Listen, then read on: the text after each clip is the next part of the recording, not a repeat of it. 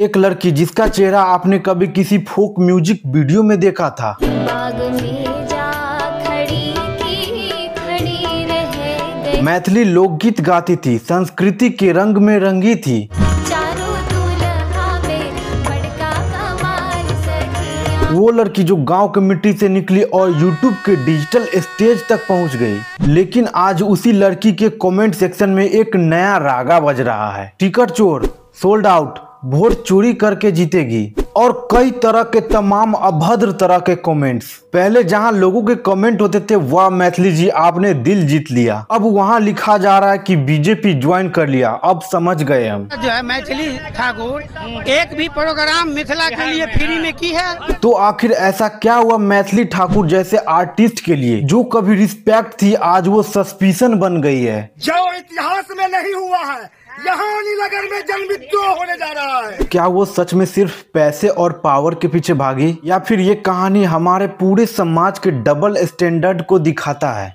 कुछ लोग मैथिली ठाकुर पर आरोप लगा रहे कि उन्होंने भक्ति और संस्कार वाली इमेज को राजनीति का जरिया बना लिया और बीजेपी ज्वाइन करके अपनी मर्यादा को खो दिया। तो आइए समझते हैं इस पूरे वीडियो में मिथिला की धरती से निकली ये लड़की जिसे लोग सम्मान और इज्जत देते थे और ऐसा क्या हुआ जिसे लोग अचानक से नफरत करने लगे। समाज के लिए वो आज तक कुछ नहीं किए, एक प्रोग्राम भी करके नहीं दिखलाई है।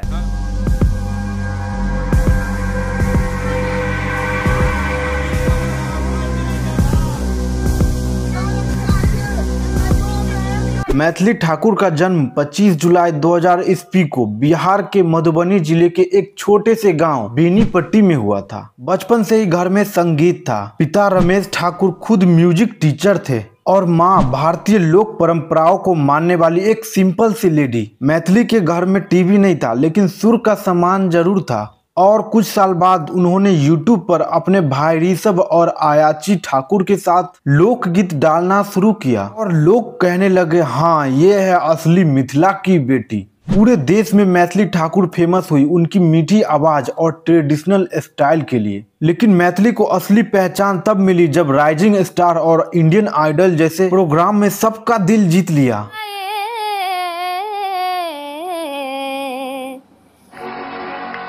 और यहाँ तक हो जाने के बाद भी मैथिली ने मुंबई नहीं चुना, उन्होंने बिहार में रहकर मिथिला के संस्कृति को प्रमोट करने का रास्ता चुना और यही था उनके फैंस को उनके साथ इमोशनली कनेक्ट करने का रीजन। बात है अक्टूबर 2025 की। पटना में एक प्रेस कॉन्फ्रेंस के अंदर सबके चेहरे पे एक अलग सरप्राइज दिख रहा था और मैथिली ठाकुर बीजेपी ज्वाइन कर चुकी थी। किसी ने सोचा नहीं था एक फोक सिंगर, एक कल्चरल आइकन, एक बिहार के संस्कार की बेटी अचानक से बीजेपी के साथ क्यों खड़ी हो गई। और जब मैथिली ठाकुर बीजेपी में शामिल हुई तब बोलती है कहीं ना कहीं मैं मोदी जी से बहुत प्रभावित हूँ और मैं बिहार की जो एनडीए सरकार है उससे भी काफ़ी प्रभावित हूँ।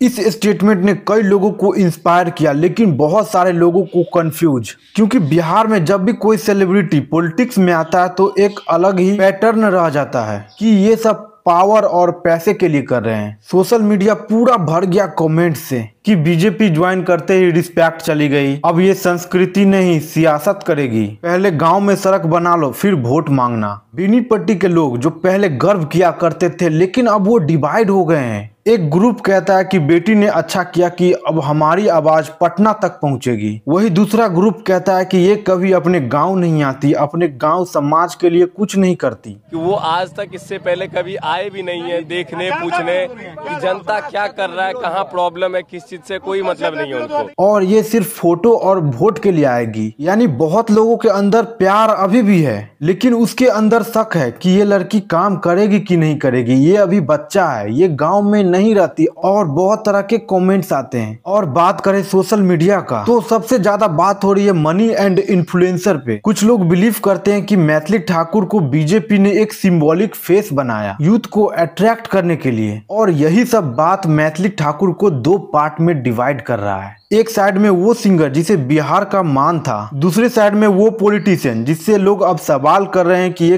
काम नहीं करेगी, अब ये इंडिपेंडेंट नहीं रही। लेकिन एक बात क्लियर है, पब्लिक को आर्टिस्ट तब तक पसंद है जब तक उनके व्यू के साथ वो एग्री करे। जैसे ही आर्टिस्ट अपना एलिजेंसी बदलता है, लोग उसे हाइपोक्रेट करते हैं। बट सोचिए एक बार, क्या आर्टिस्ट के पास अपना राजनीतिक सोच रखने का हक नहीं है? या फिर हमारा समाज तब तक उसे प्यार करता रहेगा जब तक वो न्यूट्रल हो? देखिए, मैथिली ठाकुर ने पब्लिकली कहा कि उन्होंने बीजेपी इसलिए ज्वाइन किया है ताकि वो अपने समाज के लिए काम कर सके। उनका स्टेटमेंट ये भी था कि राजनीति में आना गलत बात नहीं है अगर नीयत सही हो तो। और फाइनली बीजेपी ने मैथिली ठाकुर को दरभंगा के अली नगर से टिकट दे दिया। अब सवाल यह है कि why everyone started hating Maithili Thakur? क्या ये सिर्फ बीजेपी ज्वाइन करने की वजह है? नहीं, ये एक एक्चुअली साइकोलॉजिकल फिनोमेनन है। जब आप किसी को आइडियलाइज करते हो और वो जब आपके एक्सपेक्टेशन के अगेंस्ट जाता है तो आप उसे प्यार नहीं हेट करने लगते हो। कुछ लोगों के लिए ये बीजेपी का प्रोपेगेंडा बन गया, कुछ के लिए ये बेटी का एम्पावरमेंट। लेकिन ट्रूथ कहीं बीच में है। वो ना तो पूरी तरह विक्टिम है, ना पूरी तरह से विलन। वो एक यंग आर्टिस्ट है जो अपनी आइडेंटिटी और इम्पैक्ट को एक्सपेंड करना चाहती है। जब आप इंडिया में कोई भी पार्टी ज्वाइन करते हो, चाहे वो बीजेपी हो या फिर कांग्रेस